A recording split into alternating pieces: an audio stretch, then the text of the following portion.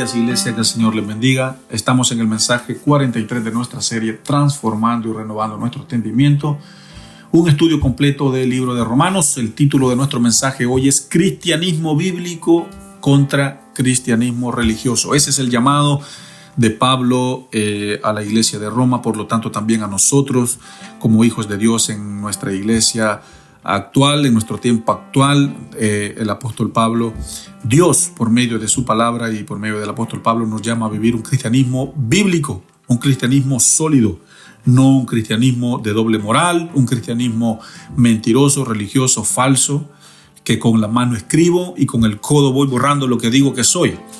Hermanos, abra por favor sus Biblias, tenga la gentileza de abrir sus Biblias y vamos a estudiar, ¿no es cierto?, en nuestro capítulo 13, ya, nuestro capítulo 13 desde el versículo 8 en adelante. El versículo 8 dice del capítulo 13: no debáis a nadie nada, sino el amaros unos a otros, porque el que ama al prójimo ha cumplido la ley. Pablo dice: paguen los que deben, y de la mano de eso practiquen también el amor. Hermano, usted que me está escuchando, ¿usted le debe dinero a alguien? ¿Usted le debe unas disculpas a alguien? ¿Será que usted le debe respeto a alguien? ¿Será que usted le debe reverencia a alguien?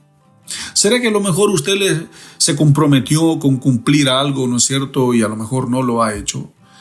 Hermano, acá el versículo 8 del capítulo 13 no se refiere solamente a pagar deudas, dineros, sino que también se refiere a pagar en cuanto a otras cosas como las que hemos mencionado. Y aparte de eso también la palabra de Dios nos desafía esta mañana a ser fieles practicantes del amor. ¿Cuesta practicar el amor? Pero por supuesto. ¿Es difícil amar? Pero por supuesto. No es fácil amar. Pero por medio de la gracia, por medio de la obra de Cristo en nuestras vidas, por medio de su evangelio y la obra del Espíritu Santo en nosotros, es posible amar a nuestro hermano, es posible amar a nuestro prójimo. Así que Pablo nos anima y nos desafía a pagar lo que debemos. Versículo 9: porque no adulterarás, no morirás, no hurtarás, no dirás falso testimonio, no codiciarás, y cualquier otro mandamiento en esta sentencia se resume: amarás a tu prójimo como a ti mismo. Por si se les olvidó, Pablo les recuerda lo establecido por Dios en Éxodo 20, lo cual son los mandamientos. En otras palabras, les dice: sean buenos ciudadanos tanto del reino de Dios como aquí en este mundo. Sean fieles practicantes de los mandamientos de Dios. En el Antiguo Testamento el llamado era a cumplir la ley, a cumplir los mandamientos. Bueno, hoy en el Nuevo Testamento también nuestro llamado es obedecer a Cristo, obedecer, ¿no es cierto?, lo que la palabra de Dios nos dice, nos comenta, nos susurra a nuestro oído a medida que la leemos, la estudiamos. Pablo aquí está diciendo, ¿no es cierto?, no adulteren, no maten. Está citando los 10 mandamientos que están escritos en Éxodo 20 para que también se pongan en práctica hoy en día. Versículo 10: el amor no hace mal al prójimo. Así que el cumplimiento de la ley es el amor. Iglesia, ¿sabe usted por qué durante 1521 años, desde Moisés hasta Cristo, durante todo el Antiguo Testamento, Israel no pudo cumplir la ley? Porque muchas veces no había amor. Ellos podían cumplir 99,9 de toda la ley, pero si al final la última, ¿no es cierto?, coma para cumplir el 100% de la ley no había amor, todo lo que habían hecho, el resto del 99% no servía. No servía, se quebrantaba. Si yo decía que cumplía la ley, pero al final no cumplía la última parte, todo lo que yo había cumplido me desacreditaba, me descalificaba. Entonces la ley de Dios se resume en amar, en amor. Yo puedo decir que yo soy un gran predicador, yo puedo decir de que soy un gran hombre de Dios, de que soy un hombre de obediencia, como muchos, ¿no es cierto?, lo hacen, se tiran coronas a ellos mismos. Usted puede decir: yo soy esto, yo soy lo otro, yo cumplo, yo obedezco, como, ¿no es cierto?, el fariseo y el publicano en el templo. Pero hermano, la vida cristiana se resume en el amor. Si no hay amor, ¿de qué sirve?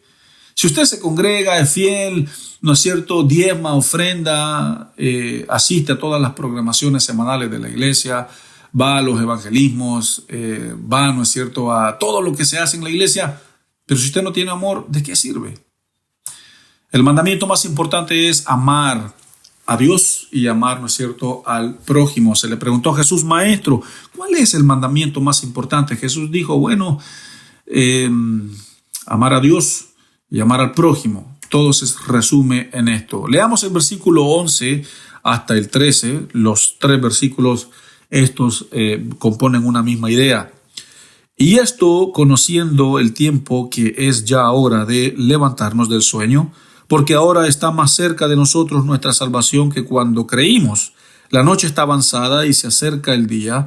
Desechemos pues las obras de las tinieblas y vistámonos de las armas de la luz.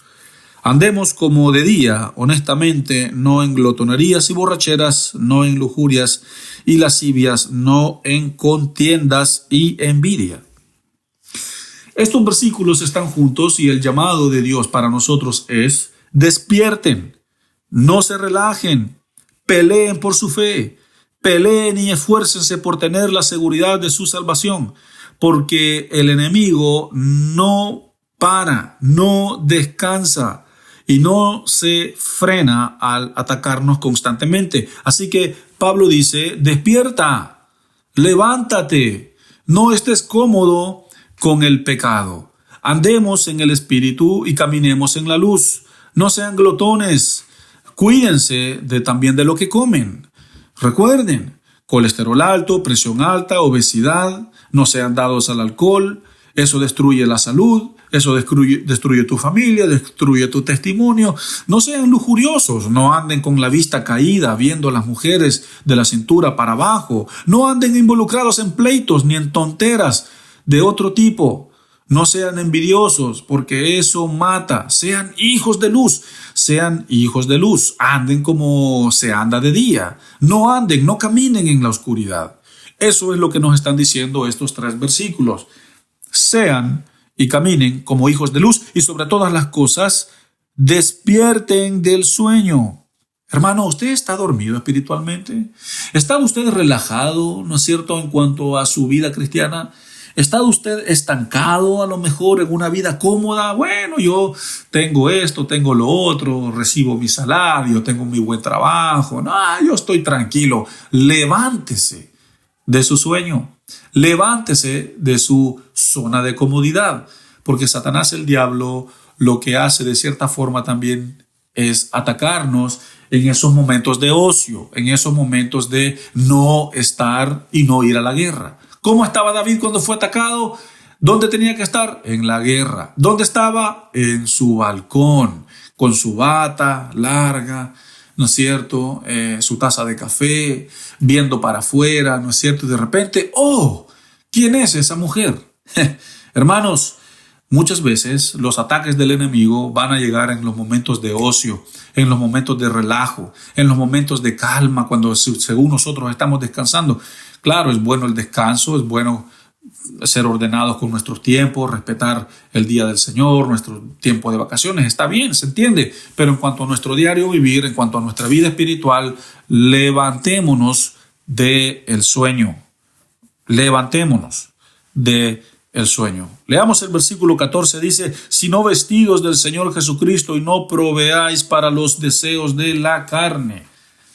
Vístanse del ropaje de Cristo, compórtense como nacidos de nuevo, como nuevas criaturas, y no anden en carnalidades, que eso lleva al pecado y a la muerte.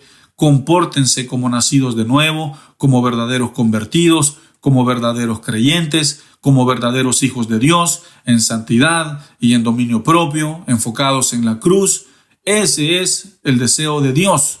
Ese es el deseo mío como pastor para ustedes también como iglesia. Pablo dice: despierten del sueño, despiértense del sueño, despiértense, vístanse del ropaje de Cristo, vístanse de la verdad. Hermanos, lo que el apóstol Pablo, recuerden, está haciendo acá es llamándonos a un cristianismo bíblico, llamándonos a un cristianismo no religioso. Despiértese del sueño, hermano. Sea activo, sea proactivo, sea una persona de acción. Ponga la fe en acción. Me encanta la iglesia primitiva del primer siglo porque eran personas de acción. Eran personas que si decían que lo iban a hacer, lo hacían. Si decían si se comprometían, lo hacían. Hermanos, sean personas de acción. Acción. Leamos, ¿no es cierto?, nuestro siguiente versículo, que es el versículo 1. Entramos, de hecho, al capítulo 14. Y Pablo dice: reciban al débil en la fe, pero no para contender sobre opiniones. Hermanos, animen al débil en la fe, pero no para argumentar, no sean arrogantes, sean mansos de corazón y de espíritu. ¿Quién es fuerte y quién es débil? Bueno, usted sabe ya, si usted tiene 10, 15, 20, 25 años en la fe, en el evangelio, en la gracia, en los caminos del Señor, entonces no sea arrogante con el que recién está llegando a los caminos de Dios. No sea arrogante con el que recién se ha convertido. Sea manso, sea humilde, no se ande peleando, argumentando que yo sé esto, yo me sé la Biblia desde Génesis al Apocalipsis. Sean humildes, dice Pablo, sean humildes. Sean humildes. Versículo 2. Porque uno cree que se ha de comer de todo, y otro, que es débil, come legumbres. El que come no menosprecie al que no come, y el que no come no juzgue al que come, porque Dios le ha recibido. Hermanos, en estos versículos, el judío específicamente estaba en una transición muy grande por dejar el judaísmo. Habían comidas específicas que el judío no podía comer por causa de la ley de Moisés, como el cerdo y otros animales que eran considerados inmundos. Pero ahora en Cristo, que vivían en la gracia, como ya no estaban en la ley, Pablo les anima a no vivir, ¿no es cierto?, en la ley. Dice, pueden comer de todo. Pablo dice, pero al nuevo que no sabe esto, que recién está llegando y convertido, no lo opriman, no lo critiquen con estas cosas, ya que él no sabe mucho, sino que sean buenos con él. Porque lo que a ellos hacían era que el cristiano nuevo llegaba a la iglesia y inmediatamente lo abrumaban, le hacían una trifulca allí, le hacían un círculo, ¿no es cierto? Y le decían, hermano, usted no puede comer esto. Y si usted lo hace, usted está en pecado. Si usted lo hace, usted no va a ser salvo. Si usted lo hace, usted no es parte de nuestra iglesia. Si usted lo hace, usted no tiene parte con nosotros y nosotros no tenemos parte con usted. Y el pobre hermano que estaba recién llegando, lo único que quería era irse de ese lugar. Es como, estos están locos. Yo vengo llegando a este lugar, a esta nueva iglesia y yo no quiero estar acá. Por eso Pablo dice, no alterquen, no peleen, no argumenten con el nuevo, sean y recíbanlo bien, Versículo 4, ¿tú quién eres que juzgas al criado ajeno? Para tu propio Señor él está en pie o cae, pero estará firme porque poderoso es el Señor para hacerle estar firme. ¿Qué es lo que nos dice el versículo 4? Que en los tiempos de Pablo la esclavitud era muy normal.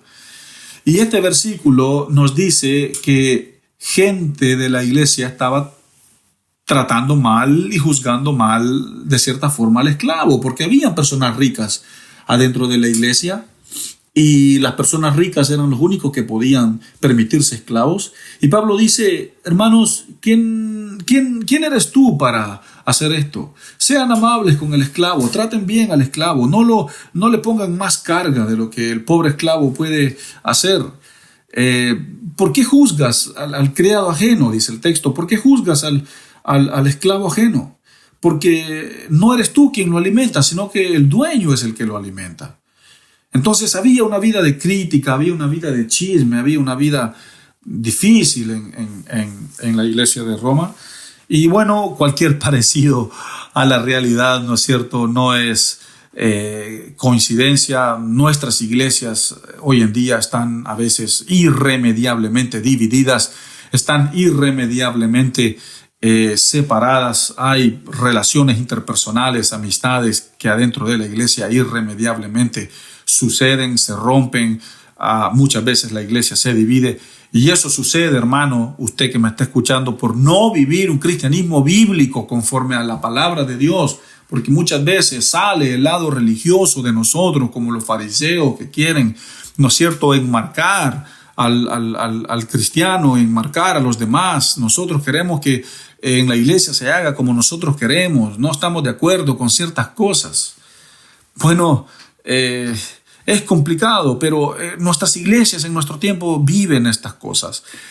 Es parte de nuestra humanidad caída, y por eso Pablo nos anima a vivir un cristianismo bíblico, a vivir un cristianismo sólido, cristocéntrico.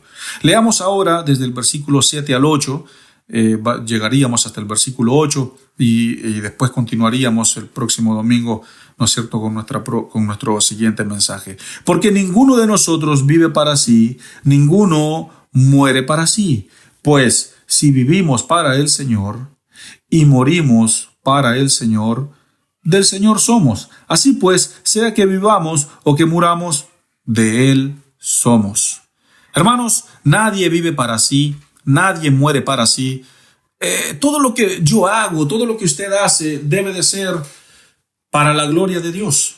No debe de ser para mi propia honra, mi propio reino. Debe de ser para la gloria de Dios. Debe de ser para la honra de Dios.